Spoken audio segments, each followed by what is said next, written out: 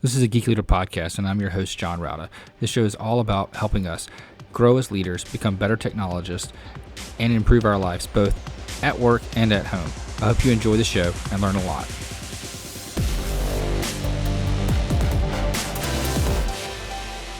Welcome to a Geek Leader podcast. I'm your host, John Rauda.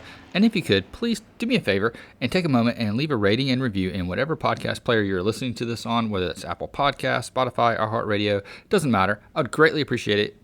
And that feedback really helps get other listeners to the show. Also, if you're not subscribed, go ahead and subscribe so you don't miss an episode. And if you feel so inclined, you can go to geekleader.com/tip and donate to the show. Thanks so much. All right, Geek Leaders, today I'm honored to have Brandon Epstein on the show.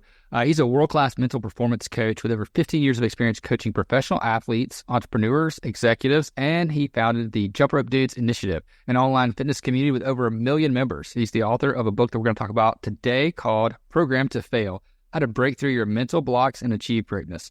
Anyway, with all that being said, Brandon, welcome to the show. John, thank you for having me. John's audience, thank you for taking the time out of your day to listen to this. Appreciate it, everyone. Yeah, thanks so much for coming on the show. I really appreciate what we're going to learn today and figure out, how to get through some of these mental blocks that we put ourselves in, especially as tech leaders. We do that a lot. If you don't mind, just tell the audience about your background and how you got to where you are today in your career. Just lay some context for our conversation. Yeah, I'll try to make this as brief as possible. So I was a college football player, and my first year playing, I rode the bench, and I was already tapping into strength training and all the physical stuff. And so I was like, well, what can I do to get out of the field? And that led me to connecting with a guy who was actually an owner of a supplement shop, who ended up being a bit of a mystic, actually. He's my sensei. And he started teaching me when I went in there. I went in there looking for supplements, and he ended up saying, hey, have you ever done anything to kind of step up your mental game? And I hadn't even thought about it at the time. And this wasn't that long ago. I'm not that old, but this was back in like 2008, 2009, and mental health, anxiety, none of that stuff was talked about. It was just not a part of the conversation at all. Yeah. And so I didn't even realize at the time, but I had a ton of anxiety. And so he started to introduce me to some techniques to help with that. And one of those was meditation. Another one was learning how to shift my brainwaves into different states to put me into a more relaxed, present state of being, and basically took me down a rabbit hole. Long story short, all these techniques worked quite a bit. I came back. I was a starter on my football team next year. And what actually interested me the most from this process was applying this to my teammates. So I started teaching all my teammates these techniques. I was helping them out a lot. And that just sent me down a path the last 15 years of learning mental techniques in all types of settings, all types of modalities, and bring them to high performers. And so, present day, I work with UFC guys, NFL guys, Major League Baseball players, entrepreneurs, guys in the startup tech space. And I'm constantly just looking to pull out the mental blocks that are causing issues in their life so they can just flow, because everyone's the same. If we can connect to our zone of genius in the present moment, we're going to perform our best. And so that's a little bit of the backstory, as summarized as I can do, John. Yeah, and I'm a big UFC fan, and just watching some of the fighters, and some of them you'll see, and they even talk about the fact that they've had mental blocks. And the one that it resonates the most with me right now is Chris Weidman. He came back from an injury, a horrific leg break, and he kept saying, the first fight back, I'm going to throw a leg kick, and he didn't do it. And then he talked about that. He said his mind just wouldn't let him do it. Well, his next fight back, what's he do? He kicks the crap out of his opponent, and he kicked a lot. And he's like, I got past it. I was able to strengthen my mind to get past that. Yeah. So are you referring to the work that I did with Weidman? I didn't know you did work with Weidman. Yeah. So actually, I worked with Weidman coming back for those fights, and so it's really funny that you brought him up, because I was his mental coach during his UFC comeback. Oh, awesome. Yeah. So, there's a documentary about him that is on, and he actually lives in my neighborhood. So we talk, I met him, a couple times. And, but I was in Utah on a ski trip, and his fight was on. I was watching it, and I was like, oh man, I hope he is back. I hope he's back. And sure enough, he came back, and he was just, he looked like the old Weidman, Yeah, it's really cool to see. I know working with him, and he's pretty open about this. He's made a video testimonial for me talking about this, but he used to just bring so much anxiety and just not the best emotions into his fight. And so we're able to literally clear out a lot of those blockages that held him back previously. So now he's showing up present for his fights and feeling good and enjoying the process, because a lot of these guys, Weidman included, they go into these fights and they really don't look forward to them. And it's like a really traumatic, emotional event, everything leading up, fight week and everything, until they get to the fight, and then they get to the other side of it, and it's more of a relief than anything else. And so the beautiful thing about our work together was not only did he perform extremely well, but he was able to get himself to a place where he truly enjoyed it and was present and aware during the entire process. Yeah, that's awesome. And to parallel that to people in tech, we have a lot of that too. We'll spend months and even years on a project that we're rolling out this new software, or we're developing a new product for our company, and the day it goes live is like that fight day. That's the day that all the pressure's on. We're seeing how it goes, and it is more of a relief when that happens. We're so anxious and have so much anxiety. What advice would you have to someone that's leading up to that point? Yeah. So it all comes down to the internal representations you are making about the event leading up to it. And so, you guys should relate to this as people who think about computers a lot, and tech and IT and hardware and software. So we have our hardware, right? And that's just hardwire. That's stuff we're not going to mess with, right? Like our brain's going to be a brain, and our heart and our lungs, and they're all programmed hardware-wise to do certain things. But then we have the software, which is what is all the external data passing through. So, unlimited trillions bits of data coming in through our senses. We have 5 senses. As that data comes in through our 5 senses, what creates the internal representation of the external data is our programming. And so in a moment by moment basis, you are making these internal representations unconsciously based off the programming that you have. Well, where does this programming come from? Some of it comes from your genetics, but passed down through you. A lot of it comes from the first 7 years of your life where you're programmed to survive in a tribe setting. And then a lot comes from just repeated events. So if you're in your career, if you had certain projects or launches go a certain way every time, there's going to be some scar tissue there in the form of programming that's going to continue to be stimulated every time you're launching a new program. And so when I say it depends on the internal representations you're making leading up to that, the anxiety comes from the program that's running of, I believe that something that I should be afraid of is going to happen. Yeah. Otherwise, there wouldn't be anxiety, right? So what I would have the individual do is get out of their head, which, right, might be hard for someone who's constantly in their head thinking rationally. You actually can't use your head for this, which is tough for people who are really smart because they solve so many problems using their head. But to get through the emotional aspect of the anxiety and the mental blocks and the procrastination, all the stuff that you're like, this is an emotional thing that's going on here, and you haven't been able to think your way through it. You need to go to the emotion, which means you need to close your eyes. You need to actually feel the emotion in your body, okay? All right, I get this launch coming up in 2 weeks. You're going to feel in your body, you're going to feel the emotion of, okay, I have anxiety in my body. You actually want to find it physically in your body, and you're going to ask yourself the question, what am I believing to be true about this launch that's making me feel anxious right now, right? And to a lot of people, if they're feeling anxious, they might probably believing that, it's not going to be ready in time. They might believe that when it launches, there's going to be a bunch of issues that they're going to have to deal with, and whatever repercussion of those issues, right? And so those are all programs. Those are all pieces of code that are living in your software.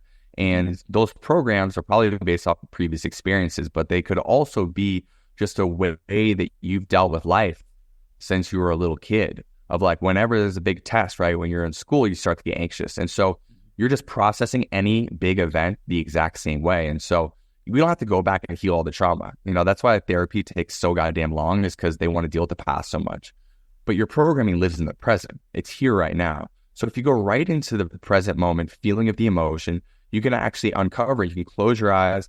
I like to put on, most music players have a lot of theta brain waves. You can put on Spotify or Apple or whatever. You can listen to those with your eyes closed. Feel the emotion, then ask yourself, what am I believing to be true that make me feel anxious right now.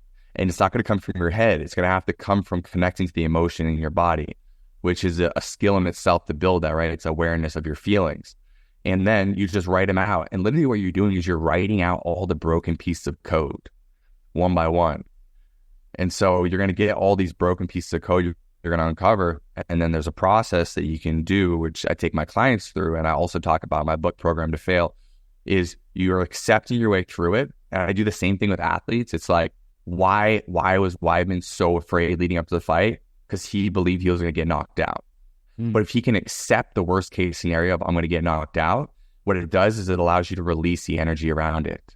And no longer what you can't accept won't change. What you resist persists. So once you accept your way through something, even though you think rationally it's the opposite of what you should be doing, it actually releases the energy around the tension. And then it gives you an opportunity to change that piece of code that's running. And so what we're going to do is we're going to flip the code. We transmute it, we alchemize it, we choose the opposite one. So if you're about to launch something, you believe that it won't be ready in time, transmute it to I believe it will be ready in time. And even if you have to extend the date out, at least you don't have to live with anxiety every single moment leading up to whenever that date is, because that's not resourceful, it's not helpful. It's just causing you to contract and actually prohibits you from having the creative ideas and thoughts necessary to make it ready in time. Yeah, you're right. And, whenever you have that anxiety, your coding slows down, your whole process slows down. You make mistakes that you normally wouldn't make, and you rush things that you normally wouldn't rush, and things come out like a lot worse than if you didn't have that anxiety and you just kind of pushed out that and said, okay, we're just going to accept this and move on. Yeah, because think about it evolutionarily. If we're in fear, then it means that we should only think about what's right in front of us. So we're contracting. And if we're only thinking about right in front of us, we're not thinking in an expansive way that could give us the aha moment to create the solution necessary for the project we're working on. So one of the things that stood out to me was a title in your book that said, "The ego is not your enemy." And the reason why that stuck out to me is because of Ryan Holiday's book, Ego is the Enemy. Yeah. And I've read that book and I really like that book. So I was curious about what your take is on that and why that's an important chapter to you. Absolutely. So I think what he meant more so, I don't want to put words in his mouth, is that being egotistical is the enemy. And there's a big difference. If you look up the definition between the ego and being egotistical means that you're constantly comparing yourself to other people and you need to be better than them. And you're constantly measuring yourself against other people. Having a big ego just means that you are trying to be the absolute best version of yourself. And so I think part of maybe what Ryan, I don't want to say doesn't grasp, maybe he does, maybe we're just articulating ourselves when we speak about the ego in different ways, is what the ego actually is. So the ego is a sense of self, right? And so if you're someone who's gone down the spiritual path and you believe in God, or you believe in a higher power, then you have to understand that your essence is a spirit, right? But during our earth incarnation, we are not solely in spirit form. Our spirit is in a body, right? And so since our spirit is in a body, we need a sense of self to interact with this world. So if the ego is the enemy, we're literally saying we are the enemy, right? We're saying that the self is an enemy, but we can't escape ourselves. And I have, and which is why I can speak to this type of thing, because I've had experiences. I've used the Bufo Oliveira's toad, 5-MeO DMT, which completely killed my ego. And when that happened, I was just spirit. I was just oneness. I felt like I was with God, and I had no sense of self. But I was not interacting with the world around me. I was just in this state of complete oneness. And I really viscerally experienced, this is what it's like to not have an ego. This is great. This is blissful. This is peaceful. This is connected to God. But this is not the human incarnation. This is not what I'm here to do, right? Maybe we'll go back to this afterwards. But during this experience, the ego is here to is basically just our front-facing it's basically like the front side of the OS. You're looking at it and it's like, this is what the program is running. So there's nothing wrong with the ego. We just want to program it. We just want to program in a way that works for us, because we all have these egos, right? And some people's egos are the enemy to them, but they don't need to be and they shouldn't be, right? Right. So if someone believes that everyone's out to get them, then they're going to act out in their ego in a way of being super defensive and just thinking about themselves.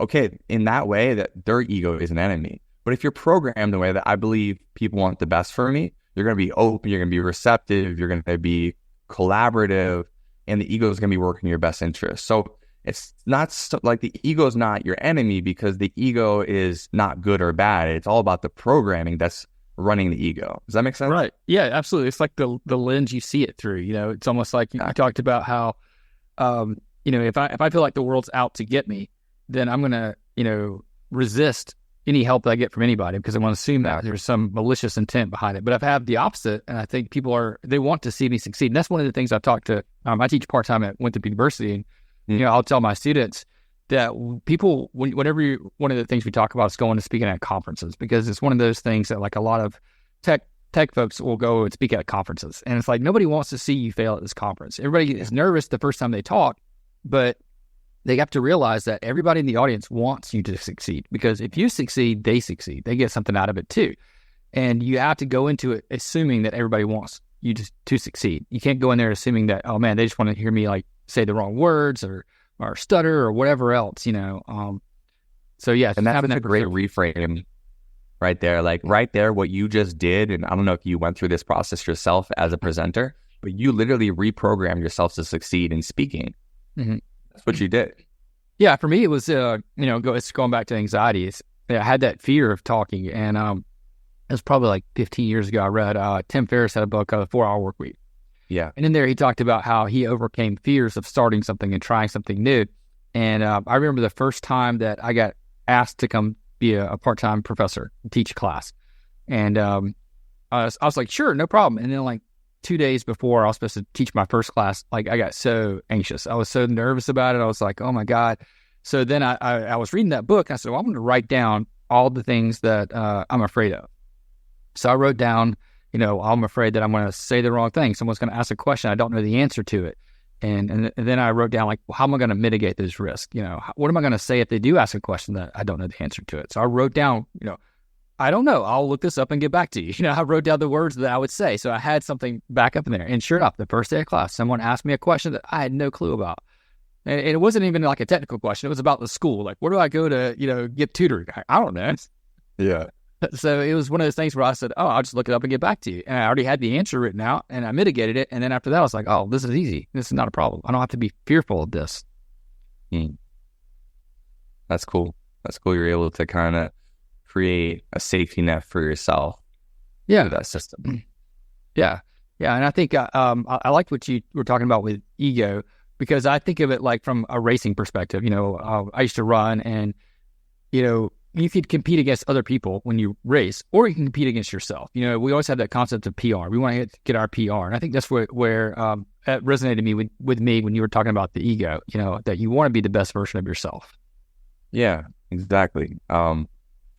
Because, I work with a lot of guys who, they want to be better than other people, but, and they need to be better than other people because their contract and the amount of money they're going to get or the success they're going to have is going to be based upon that. But if they focus on being better than other people, it's actually going to take away from their ability to have their own best performance because it's not about them. Mm-hmm. We have no control over other people's experience and what they're doing and they're not doing. And I just simplify it for my guys. I go, listen, there's only two things in the world that you're in control of. Number one is your focus. So like, where are you directing your mind in the present moment? And number two is your choices. What are you choosing to do right now? Whatever your competition is doing, it really has nothing to do with you because there shouldn't be a world where like, you're running your race and because someone else is running faster than you, that you're like, oh, well, now I'm going to run faster. No, you should already be doing that. That should already be in line with what your game plan is. And you should be executing to the fullest ability that you have personally. Yeah, no, absolutely. I think that's right. I think if you can turn it on another notch because you see someone else performing, then you weren't doing your job to begin with. Yeah. Yeah, absolutely. And I think that relates a lot to tech too. when you look at like one of the methodologies that we use is called Scrum. It's a project management methodology where you're writing code, you do story points, you talk about it. If you're talking about your velocity of being able to perform against someone else on your teammate, that should be a thing, because you should be working together and you should be doing your best no matter what they're doing. Yeah, that's it. Because we're all uniquely talented in different ways. And so we're going to work at different paces in different ways on different things, right? Like some people are more gifted physically than other people. And so they go to the gym, they do a 12-week program, they put on 10 pounds of muscle mass and the other person puts on 1 pound. They're like, what the heck? It's just like, well, you're probably better at some things than this person. So you just have to run your own race, right? Yeah, absolutely. We're all different, and we're made differently in different reasons. One of the things you do talk about in your book is consistency and the importance of consistency. Can you talk a little bit about how we can maybe change our mindset to become more consistent? Because I myself have fallen into the route where I set goals for myself and I can be very consistent. And one example is I have an Apple Watch and I set my little targets for how many exercise minutes, how many calories I'm going to burn. And I was very consistent with that for a period of time. And then I got an injury. I tore my ACL, doing martial arts. And at that point, I didn't hit my goal. And once I missed that goal once, my consistency was blown up. And it was really hard for me to even get back in and work out at all. It took me a while to build that consistency back up. What are some things that we can do, in general to maintain that consistency whenever we hit a bump in the road? Yeah, don't do things that you don't want to do to start, right? Yeah. Don't operate from obligation. So many people are operating from I should do this, coming from their head, instead of like a real powerful inspiration coming from their body of, I feel inspired to do this. So an example is in fitness. I ran a really big fitness community for years, and a lot of people struggled with doing going to the gym and going through a normal workout routine because I felt like an obligation. We offered an alternative form of fitness, which was jump rope workouts, and it was kind of a game. You learn tricks. It's more kind of gamified as you go through it, because you can learn all these things and it becomes more interesting, more creative. It's more self-expressive than some systemized types of workouts. And so the people who joined the community were able to be consistent with it because they were inspired to do the workouts. They enjoy doing them. And so step one is don't force yourself to do, like, I think it's disgusting, the whole culture of force yourself to do things that you don't want to do. Like, it doesn't have to be that way. That is the epitome of trying to force yourself instead of aligning with your power. And, I talk about that in the book at length of like how many things you can do that you just feel inspired to do. Like, if you put me on a stationary bike, you're like, burn 1,000 calories. I'd be bored to tears and like I would not enjoy the process, but I'll go out and I'll play paddle, like tennis paddle. It's really big down here in Miami with my friends for an hour and a half. Of burn 1,200 calories. Pure joy. I don't have to think twice about it. So that's inspiration versus sitting on the stationary bike will be obligation. Other people might be like, oh, I have no interest in doing that. I want to sit on the stationary bike and listen to an audiobook, and I'll do that for 1,000 calories. So step one is finding the inspiration, really divorcing yourself from what you think you should do or what other people want you to do or what you've been programmed to do, because we have to understand we are living in this construct where we've been programmed to believe that some things are better than others based off of some program we received that really wasn't up to us. So you have to divorce yourself from that, come back to your own knowing, your own inspiration, your own connection to self, and ask yourself, what do I want to do? What work do I want to do? What workouts do I want to do? How do I want to eat? Don't do something because you saw someone else, an influencer, a social media person, listen to a podcast, and they're like, this is what you should do. Well, that worked for them, but it may not work for you. For example, my career, I've gotten to a place now where I'm working with all these professional athletes. I was told that I should go get a master's degree, and the most like I should go get a doctorate in sports psychology. But when I was in my bachelor level, I studied the mental aspect of human performance, and I was like, this is a garbage education. I'm not getting anything that I can actually apply in my life directly. So I had no desire to go learn more of these things that were in a very narrow field. And I won't name the person, but I have a friend who works with with an NFL team and an NBA team. And he's like, hey man, I can, really get you plugged in here. all you have to do is go take one of these certifications, and it's going to give you what you need on your resume for me to put your name on the desk. And I looked at the curriculum. I was like, this is trash. I was like, I would never use these tools because I don't view it that way. I don't view human performance in that way. So that would be a massive obligation for me. I would have to like pull my teeth to go through and get that certification or get the master's or whatever. Instead, I did it from a way of inspiration, where I've just allowed my inspiration to take me to where I am today. And I've just learned skills where I found things were useful. Like I found, I went and did plant medicine and I learned about those things. And I studied for my sensei, and I went to seminars and workshops and read books. And like any good martial artist, I just took what was useful and I discarded the rest. And that got me to where a lot of people want to be in their career without taking that route. And so I got here by following my inspiration instead of my obligation. And because obligation is fear, right? It's fear that if I don't do that thing, I won't get what I want, whether it's an emotion or something else. And so this is a very long-winded answer to your question, but follow that inspiration, and that will lead to consistency, because when you're inspired to do something, nobody has to twist your arm to do it. You want to do it, so it's no problem. Yeah, absolutely. And I can relate that to coding, because if you get a job where you're inspired by the company and you're writing something, software for something that you believe in, then you want to do that. It's no longer an obligation that I have to go to work and put in these hours. It's like, I want to do this on my own. Back when I was building iPhone apps, when the iPhone first came out, and was creating those things, it was fun. It was an exciting time. We were trailblazing, building these new things. And it was one of those things where like I would come home, and my wife was pregnant at the time. She would go to sleep on the couch because she was tired. I'm like, man, I'm pulling up the laptop now. I'm gonna start coding because this is exciting, Yeah.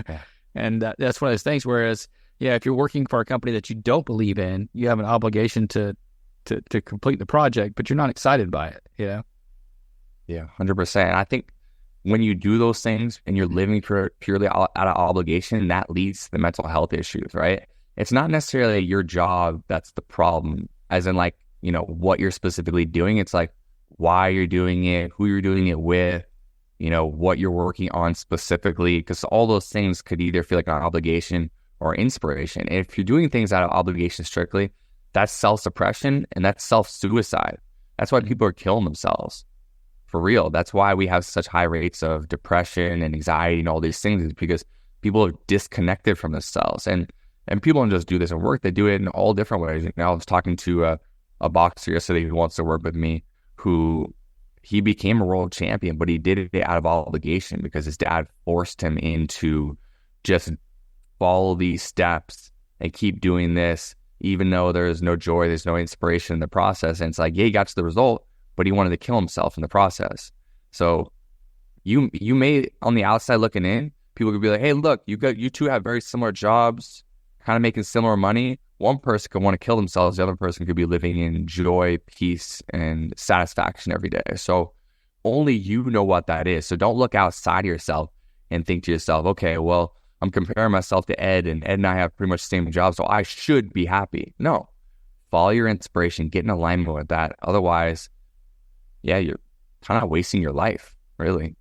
Yeah, absolutely. I feel like that's a big thing. It is hard, when, especially, you have obligations that you do have to have. You graduate from college because you were told you needed to go to college, right?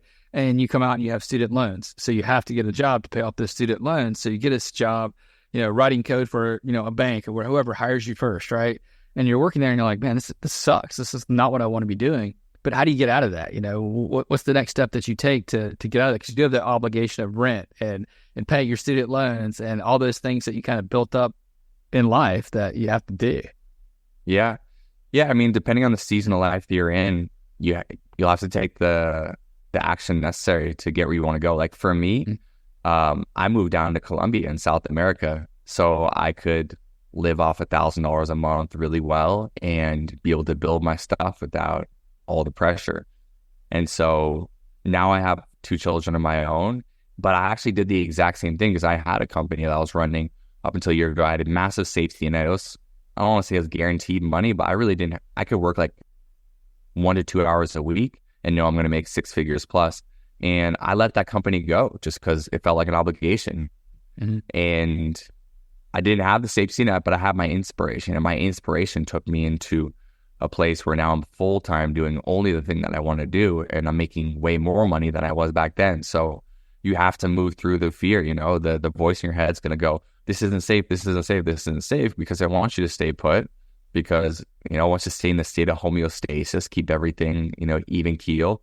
But over time, it's like, what are you here for? Why have you been incarnated? Why did God put you here?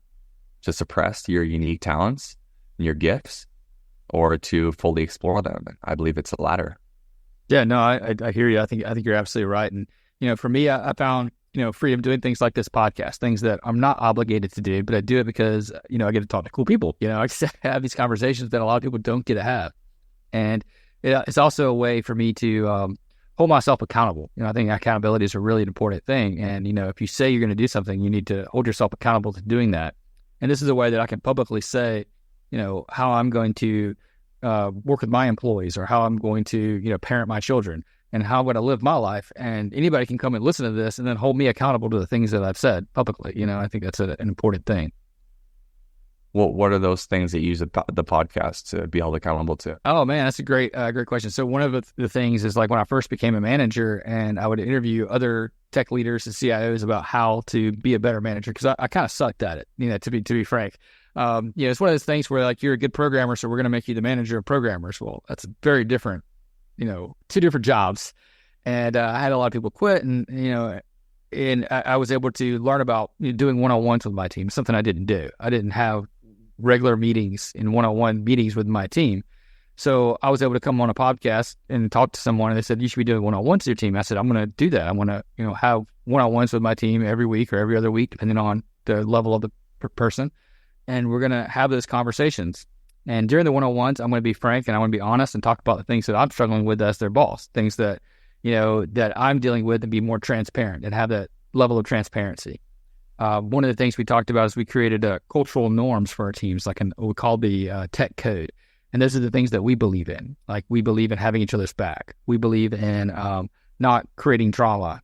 We believe in starting small but thinking large, and things like that. Just we believe in being intentional about our work. We don't do things just because that's the way they've always been done. We want to question all those assumptions. And I think just being able to publicly say those things, my team can go and listen to this and hold me accountable and say, hey, you said you were doing this, but you're not, Mm-hmm. Yeah, that's a cool cycle you've created. And I really believe in those types of, like, cycles of, like, okay, well, I'm learning in the podcast, and I'm trying to implement things, and then I can go back and report on how they're going. And it's like this self-fulfilling cycle you're living in, and that's like feeding more than one thing. You can always come back to the podcast because that there's multiple things that are being benefited from staying consistent with this. Yeah. And, consistency, it goes back to, consistency is king. And I think that's one of the important things is once you get into a rhythm and a pattern, it becomes easier to do those things because you're consistent about it. Whenever you break that consistency or something gets in the way of it, it becomes a lot more difficult. Yeah. And I find you need to have, like, for me at least, I need to have multiple things, like, pulling me towards that thing I'm going to be consistent with. Mm-hmm. It's like that carrot that's dangling there of, like, I feel like, okay, I know that there's this thing that I can do that could be viewed as good by itself, right? Whether it's a workout or something else. But I also am playing a bigger game that's moved me towards that is giving me even more inspiration. Like, for example, for me in my life right now, I'm trying to get fluent in Spanish. And so what I'm doing is I have a Spanish teacher, and we are translating my entire book from English to Spanish. And so it's a way of, like, even when I don't want to go to class, I know that I'm, like, doing something bigger than just learning Spanish to, like, benefit something, like a bigger project that I'm working on. And that helps me feel inspired to be like, I'm not going to skip today.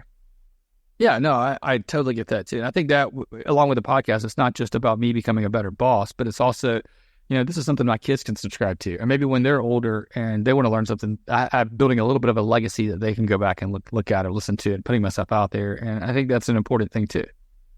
So yeah, I totally get that. Yeah, that's cool.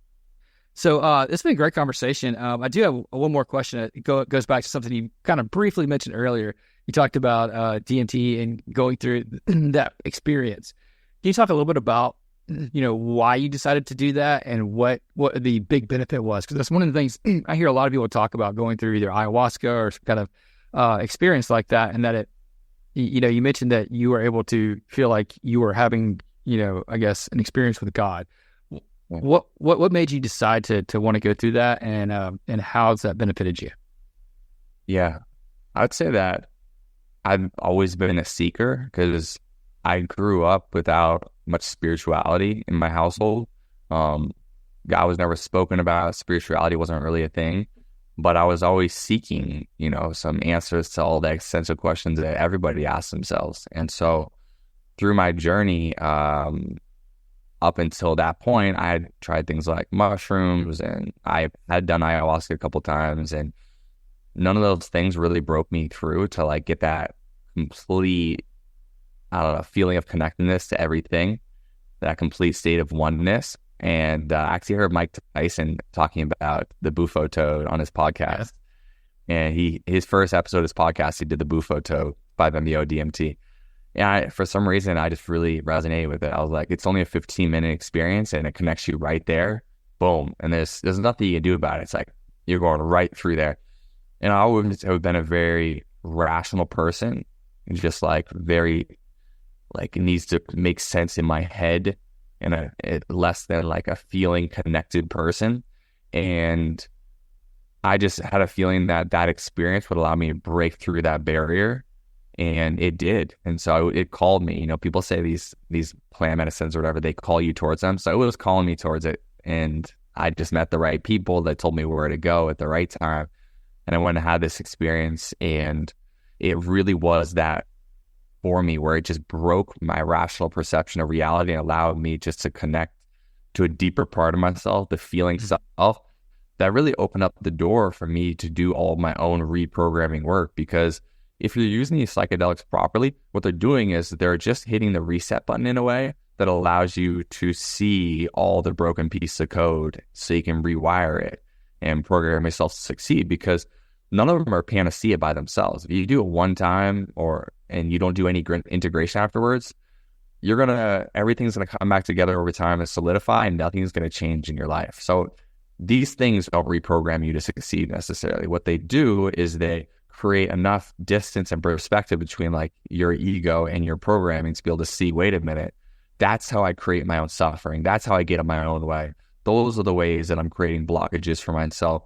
So you can then go do the work. And after I did that, I spent 6 months of really just integrating it and reprogramming myself. And I have like 80 pages in a Google Doc of all the programs that I had to uncover and get rid of and reprogram, because a lot of them were, I'd say, like meta programs for like bigger ones, right? It's like, might be in a situation believing that I shouldn't say what I think in this situation, but that's like a meta program of I believe I'm not enough, or I believe I'm not worthy, right? So that's how I end up with so many of them. But that was the work right there, was all the integration 6 months afterwards. And anyone who really gets benefits from these things, they'll probably tell you the same. It's not the event itself, it's everything that comes afterwards. And for me, that really laid the groundwork for a lot of the work that I do now, helping other people reprogram themselves to succeed. So it's like the event showed you, it's almost like holding a mirror up to where you could see the broken code, and then you have to put the work in to go and say, okay, this is what's broken, I'm going to fix it, and fix 100%. things. Yeah, that's really cool. That's cool. Brandon, thanks so much for coming on the show. Really appreciate it. I think I've learned a lot for sure, and I'm sure our audience has too. How can people connect with you online, pick up a copy of your book, and just learn more about the things that you're working on? Yeah, incredible. The number one thing is my book, Program to Fail. It's available on Amazon. I'm not sure exactly when this is going out.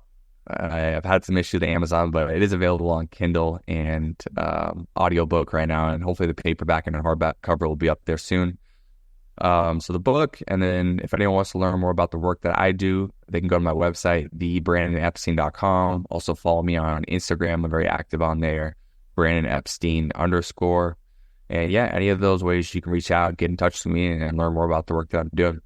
Yeah, absolutely. I'll link that too in the show. It's at geekleader.com, so people can click through and find it there and pick up a copy of your book.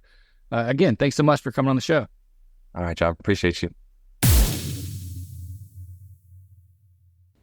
Hope you enjoyed the show. Please go to geekleader.com to learn more about what this guest is up to, click on their links, and connect with them online. I would also greatly appreciate it if you could leave me a rating and review in Apple Podcasts or wherever you listen to the show. And make sure you've subscribed if you haven't already.